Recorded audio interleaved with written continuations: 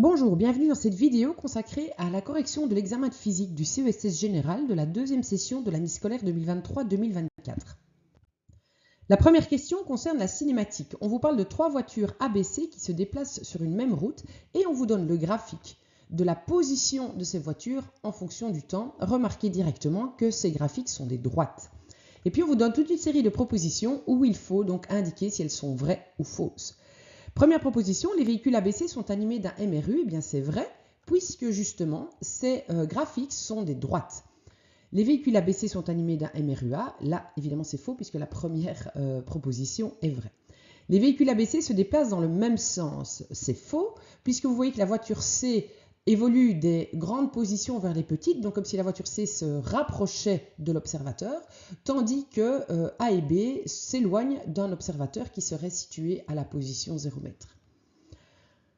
A dépasse B à l'instant T3. Donc effectivement, on voit que A et B sont à la même position en T3, mais avant T3, A était avant B et A après T3, A est au-delà de B, donc effectivement A dépasse B à l'instant T3. A dépasse C à l'instant T2. Alors là, évidemment, il y a un petit piège. On voit bien que A et C, leurs deux graphiques, se coupent ici à l'instant T2. Donc à l'instant T2, les deux véhicules sont effectivement au même endroit, mais on ne peut pas dire que A dépasse C, puisque C va dans l'autre sens. On devrait plutôt dire A croise C. Donc ici, il fallait répondre faux.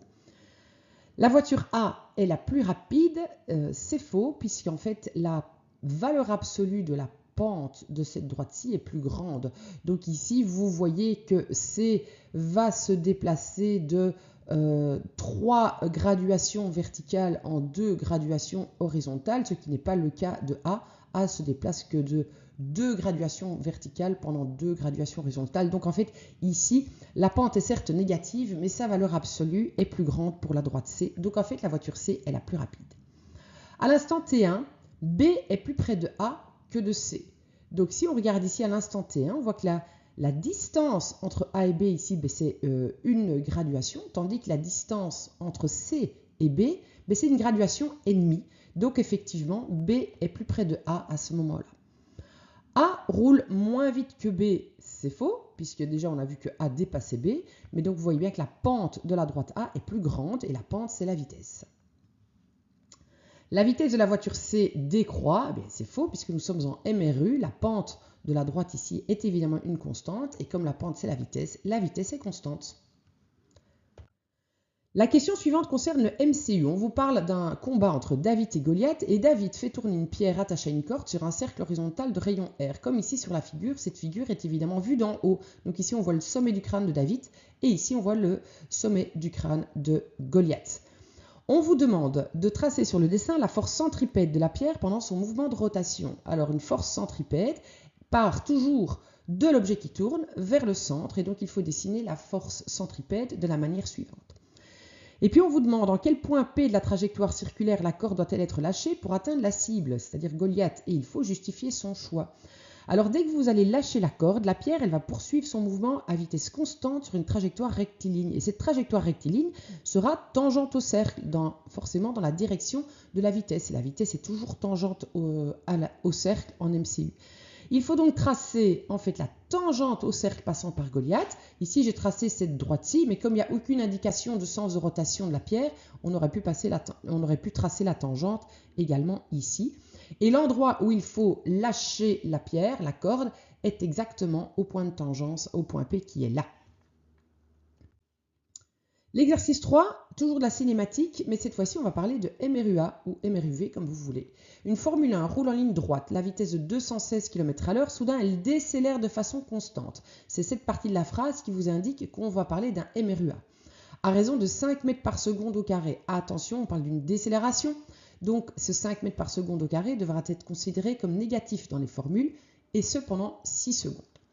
Quelle distance parcourt-elle pendant cet intervalle de temps? Eh bien, vous avez la formule du MRUA qui vous donne delta x. Ce qui est formidable, c'est que vous avez toutes les informations dans l'énoncé. On vous donne le V0, 216 km/h, qu'il ne faut pas oublier de transformer en mètres par seconde. On vous donne la durée, 6 secondes. On vous donne l'accélération, moins 5 mètres par seconde au carré. Vous remplacez Toutes les grandeurs ici par leur valeur numérique, vous calculez, vous obtenez 270 mètres et donc la Formule 1 parcourt 270 mètres pendant les 6 secondes de freinage. On vous demande ensuite ce que vaut sa vitesse à ce moment-là. Et bien pour ça, vous devez utiliser la formule de la vitesse en MRUA. Ici, VF est égal à V0 plus A delta T. Vous remplacez à nouveau V0A et delta T par leur valeur numérique et vous obtenez 30 mètres par seconde comme vitesse après les 6 secondes. Et 30 mètres par seconde, eh bien c'est exactement la moitié de la vitesse initiale et donc il fallait cocher ici la réponse B. Un peu de théorie dans l'exercice suivant avec les lois de Newton. Lorsqu'une personne debout sur une barque jette un paquet, la barque recule. Quel est le principe physique qui explique le déplacement de la barque? Eh bien, il s'agit du principe des actions réciproques que l'on vous demande d'énoncer. Donc, si un corps A exerce une force sur un corps B, il subit en retour une force d'intensité égale, de même direction, mais de sens opposé. Et on vous demande de représenter sur le schéma les forces en présence en utilisant les notations appropriées. Alors moi j'avoue que ce schéma ne me plaît pas beaucoup parce que on voit que le colis est déjà lâché par le garçon. À ce moment-là, il n'y a plus aucune force qui est appliquée sur l'un ou l'autre. Donc c'est au moment où ils sont en contact que les forces peuvent être appliquées. Néanmoins, je dessinerai la force exercée par le garçon sur la boîte de cette manière-là et je l'ai orientée, je l'ai dirigée comme ça, simplement dans l'orientation des bras ici. Je pense que si vous l'avez dessiné horizontalement, on ne vous en aurait pas tenu rigueur non plus. Et donc cette force exercée par le garçon sur la boîte va automatiquement, par le principe des actions réciproques, provoquer une force de même intensité, de même direction, mais en sens opposé, qui sera donc la force exercée par la boîte sur le garçon. Et c'est cette force-là qui fait que la barque sur laquelle est posé le garçon va reculer. On quitte la mécanique pour passer aux ondes et dans l'exercice 5 à l'acoustique plus particulièrement. Vous avez un microphone qui est relié à un oscilloscope et on produit des sons différents et vous avez différents résultats donnés sur l'oscilloscope. Pour les 3 sons représentés ci-dessous, on vous demande quelle est la caractéristique du son qui varie. Et donc les 3 signaux ici ont en fait tout en commun sauf leur fréquence et donc c'est bien la fréquence que l'on voit varier sur le graphique. La fréquence, elle influence la hauteur du son. Et donc, ce que l'on va entendre dans les 3 situations-là, c'est un son grave, un son moyen et un son plus aigu. Pour les 3 sons représentés ici, ce qui change, c'est l'amplitude du signal. Et l'amplitude du signal va influencer l'intensité du son, donc le volume en quelque sorte. On entendra donc un son faible, moyen et fort dans les 3 situations qui sont là.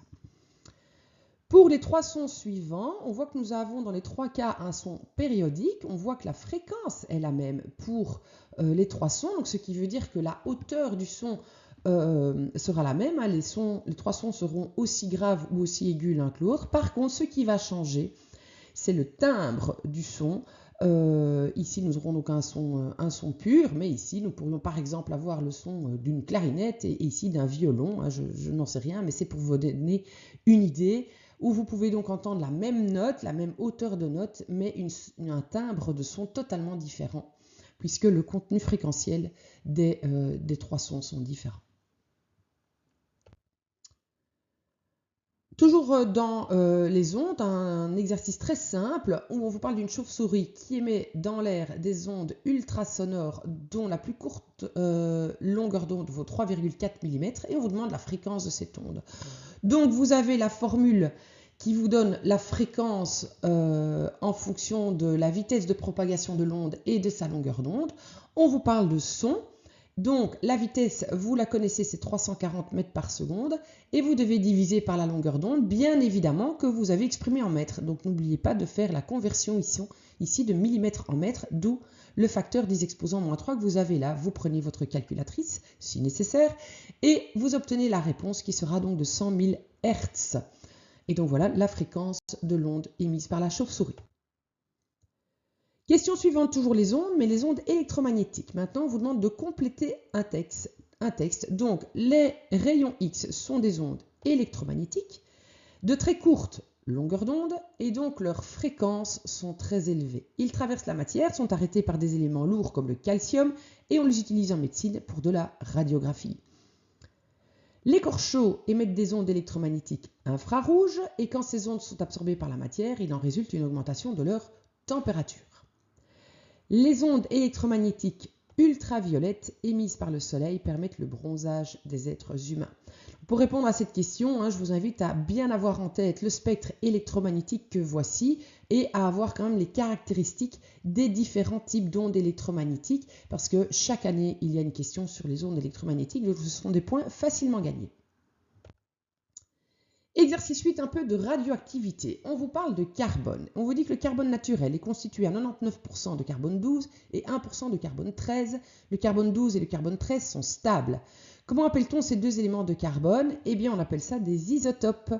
Et c'est quoi la signification d'isotope? C'est que deux isotopes ont le même nombre de protons, dans ce cas-ci 6 pour le carbone, mais un nombre différent de neutrons dans leur noyau. Et donc le carbone 12 aura en plus de ces 6 protons 6 neutrons, tandis que le carbone 13 aura 6 protons et 7 neutrons. Donc le nombre de neutrons est différent dans les deux isotopes. Il existe un troisième isotope, c'est le carbone 14. Celui-là est radioactif. On vous demande de préciser combien de nucléons comporte le noyau. Il y a en fait 14 nucléons, mais dont 6 protons et 8 neutrons. Il faut évidemment préciser la différence. On représente symboliquement ce noyau de la manière suivante, en précisant ici le nombre atomique, c'est-à-dire le nombre de protons, et ici le nombre de masses, c'est-à-dire le nombre de nucléons au total, protons et neutrons comptés ensemble. On vous dit que la demi-vie du carbone 14, c'est de 5730 ans et on vous demande de dire ce que cela veut dire. Cela veut dire qu'il faudra 5730 ans pour que la moitié, d'où le terme demi ici, la moitié des atomes de carbone 14 qui sont initialement présents dans un échantillon se désintègrent. Le carbone 14 est un émetteur bêta. On vous demande de préciser la nature de ce rayonnement radioactif et de donner le symbole de la particule émise. Un rayonnement bêta, eh bien, ce sont des électrons qui sont émis. Et le symbole de l'électron est le suivant. Donc ici, nous plaçons la charge, tout comme ici, le nombre de protons, en fait, ça correspond à la charge. Et ici, le nombre de masses et la masse d'un électron est totalement négligeable par rapport aux neutrons et protons. Et c'est donc pour ça qu'on indique 0. Une question 9, très facile. On vous demande de déterminer si un objet céleste est un satellite, une planète, une comète, une étoile ou une galaxie. Alors Jupiter est une planète de notre système solaire, la Lune est un satellite de notre planète Terre, le Soleil est notre étoile, Neptune est également une planète et la Voie lactée est la galaxie dans laquelle nous nous trouvons. Dernière question, enfin une question sur l'attraction gravitationnelle. On vous parle d'un garçon de 70 kg qui se tient à 1 mètre d'une fille de 60 kg et on vous demande s'il existe une force d'attraction entre le garçon et la fille. La réponse est oui. Et existe-t-il une force d'attraction entre la fille et le garçon? Mais bien évidemment, oui, une force d'attraction, ça va dans les deux sens.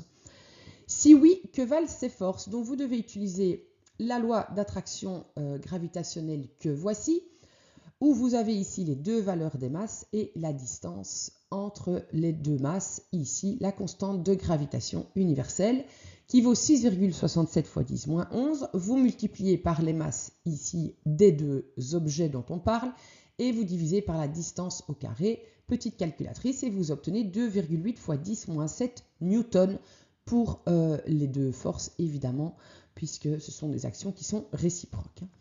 On vous demande si ces forces sont significatives et on vous demande d'expliquer. Alors 2,8 fois 10 moins 7 newtons, ce sont vraiment des forces qui sont très très faibles, mais elles sont évidemment pas du tout significatives si on considère que le garçon et la fille sont sur la planète Terre, parce qu'elles sont 1 milliard de fois plus petites que la force d'attraction entre la Terre et le garçon, qui sera approximativement de 700 newtons, ou entre la Terre et la fille, qui sera approximativement de 600 newtons. Donc cette attraction-là n'est pas du tout ressentie et n'est pas du tout significative par rapport au poids du garçon et de la fille. Voilà, ceci clôture la correction de cet examen. J'espère que ça vous aide dans votre préparation. Je vous souhaite encore un bon travail pour la suite et surtout bonne chance à l'examen. À très bientôt.